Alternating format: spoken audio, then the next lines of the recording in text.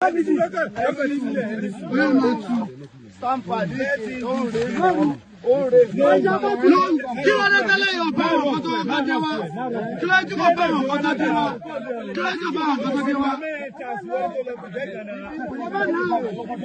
should beat him.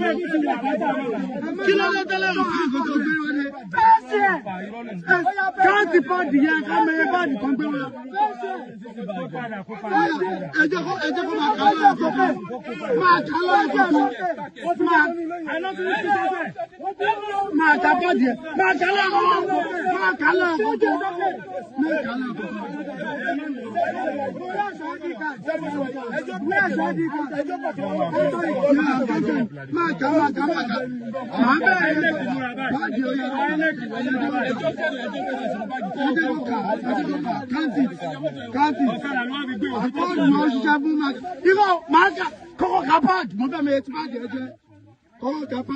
Party money to my for ATM.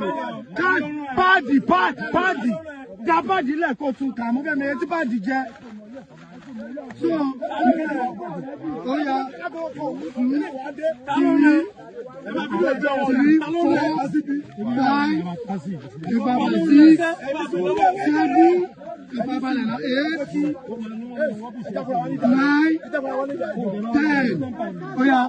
3, 10, 11, 11, 12, 13, 14, 15. So 50 parts. INEC fún wa lọ́dí ọ̀mú. Ní 6 and 8. 15 parts. Kò sẹ́gbẹ́ká. Oya. Jacket mélòó ló fún yín? Jacket mélòó ló fún yín? Ká jacket ẹ̀. 1, 2,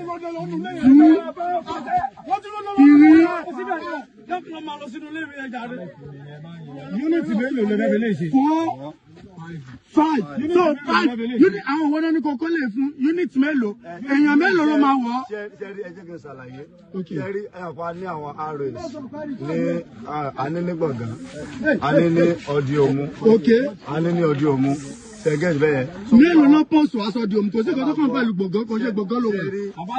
À ń lọ káàkiri RS ni àwọn tó yọ. RS mélòó ló wà fọdù òmu ò ló lọ káàkiri RS ìwọ aníní kó máa lọ kiri.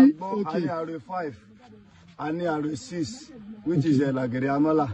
So, and then Ani RS 8. Okay. Kill RS TB. RS to 1 minutes. RS 6 and 8. Lower. Okay. Melo anan go for 5. Ati wa bilale na, ati wa bilale already tẹ́lẹ̀. So, díẹ̀ náà fún yín. Melo le kọ́kọ́ wá ìgbà tẹ́ kọ́kọ́ wá. Dúró melo le kọ́kọ́ wá ìgbà tẹ́ kọ́kọ́ wá. No, sẹ́rí, à ń lọ káàkiri ibi tó máa ti ní àwọn wà short of materials. Certificate, a máa provide ẹ̀ fún wọn. Okay. So now, ta ló pè yín pé wà short of material? Abẹ́pọ̀ máa pè jáde. À ń lọ káàkiri. Ta ló pè yín pé wà short of material ní ọjọ́ òní? 1, 6 and 8. Election materials.